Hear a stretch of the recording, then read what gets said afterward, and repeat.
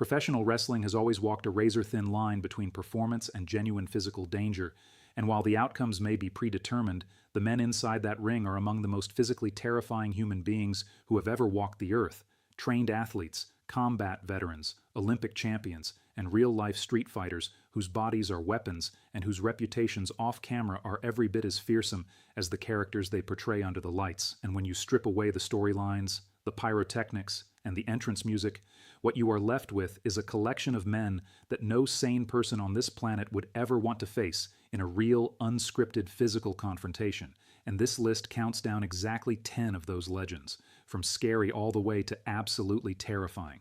Starting at number 10, the man who has granted more Make-A-Wish Foundation wishes than any other athlete in history, and who has also built one of the most physically imposing bodies in WWE history, John Cena of West Newbury, Massachusetts, stands as a genuine physical specimen whose 16 World Championship reigns represent a level of in-ring dominance that required both athletic excellence and very real toughness to sustain across more than 2 decades. A man who bench pressed over 400 pounds in his career, who trained relentlessly every single day without exception, who absorbed physical punishment night after night on the road and never complained, and whose combination of raw power, legitimate wrestling training, and freakish durability made even experienced locker room veterans treat him with a level of cautious physical respect that went well beyond his on-screen character. At number 9, the man known as The Game, Triple H, real name Paul Michael Levesque, whose 14 World Championship reigns across a 30-year WWE career already mark him as one of the most successful performers in the company's history,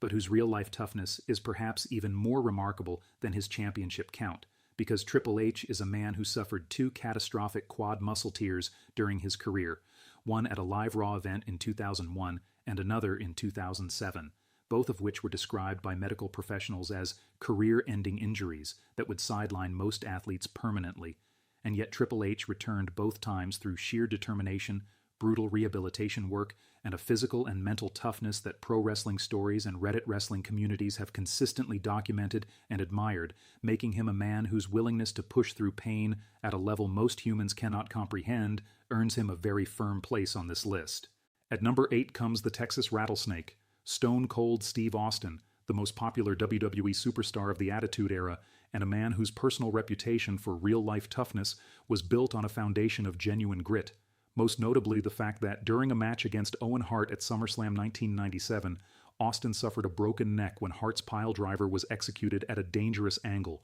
an injury so severe it temporarily paralyzed Austin in the ring. And yet Stone Cold Steve Austin not only finished that match but continued wrestling for years afterward on a spine that doctors warned him was a ticking clock, a level of physical courage and stubbornness that most people could never fully comprehend. And combined with his reputation in Texas bar rooms and his general demeanor as a man who genuinely did not back down from confrontations both inside and outside the ring, Austin remains one of wrestling's most legitimately hard men. At number 7, we must respectfully and somewhat mournfully acknowledge André René Roussimoff, known to the world as André the Giant, the 8th wonder of the world, who stood at 7 feet 4 inches tall and weighed approximately 500 pounds due to acromegaly, a growth hormone disorder that caused his body to continue developing beyond any normal human limit, and who, despite the enormous suffering his condition caused him, joint pain, mobility difficulties, and a heart under constant, enormous strain, dominated professional wrestling for 15 undefeated years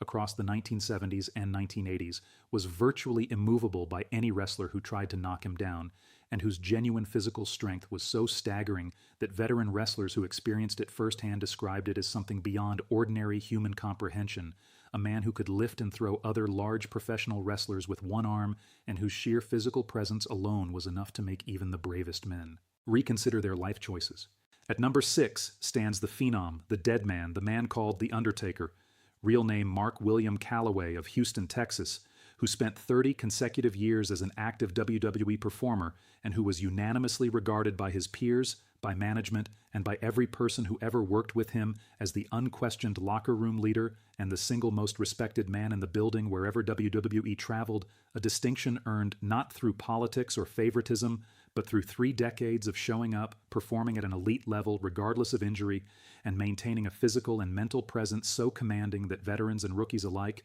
deferred to him automatically. And as WWE's own official list of the 20 most dangerous superstars ever published confirms, The Undertaker worked through injuries that would have hospitalized ordinary men, treated pain as a passing inconvenience, and carried himself in real life with the quiet, controlled menace of someone who genuinely never needed to prove anything because everyone already knew the answer.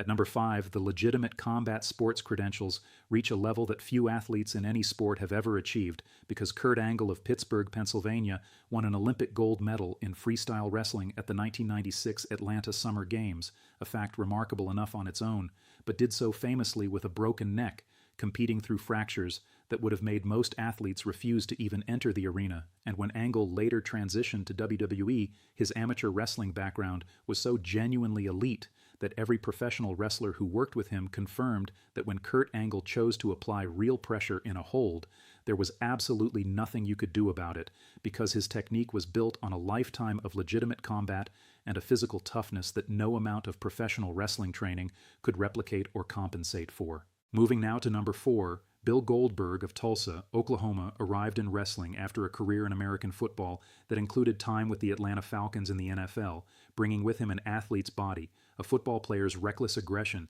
and an intensity level so genuine and so uncontrolled that even his fellow professionals considered him genuinely dangerous to be around in the ring, and his legendary 173-0 undefeated streak in World Championship Wrestling was built on a character that was barely a character at all, just a man running full speed at other large humans and destroying them, whose spear and jackhammer were executed with such physical ferocity that multiple opponents suffered real injuries, and whose locker room presence was so intimidating that veterans and rookies alike gave him a very wide berth, understanding instinctively that this was not a man whose personal boundaries you tested lightly or at all. At number 3, we arrive at Ken Shamrock of Macon, Georgia, nicknamed the world's most dangerous man, a title literally given to him by ABC News in a special report about the most dangerous human beings on Earth, who was one of the founding legends of the Ultimate Fighting Championship, won the UFC Superfight Championship, and brought to WWE a combat sports resume so legitimate and so frightening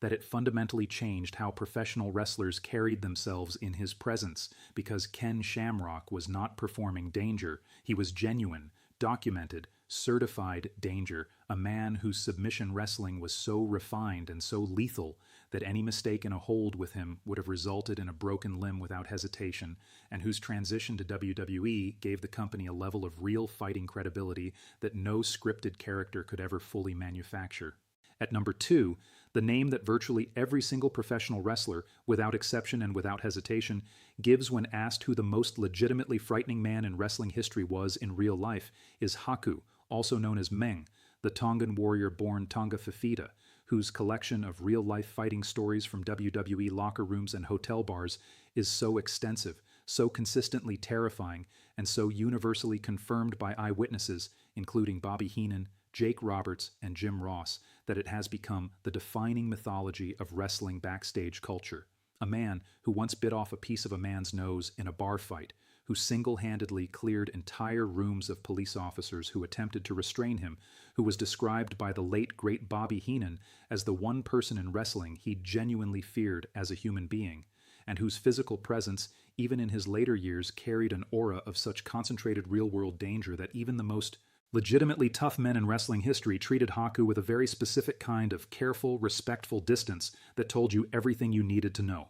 And at number 1, the single WWE legend whose combination of legitimate combat sports achievement, freakish physical attributes, documented fighting ability, and sheer biological terrifyingness places him at the absolute summit of this list, is Brock Lesnar of Webster, South Dakota,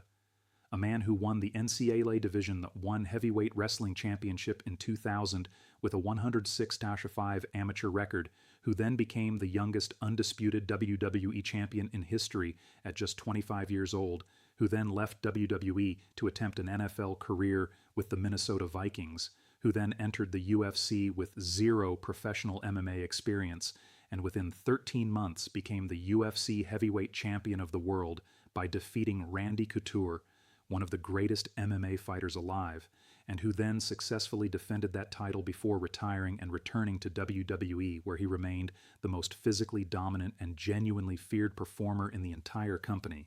a man about whom even the toughest veterans of the Locker room, including Ken Shamrock and Kurt Angle, spoke with a specific and very serious kind of respect that made absolutely clear that Brock Lesnar was not operating in the same category as other large, dangerous men, but in a category entirely of his own.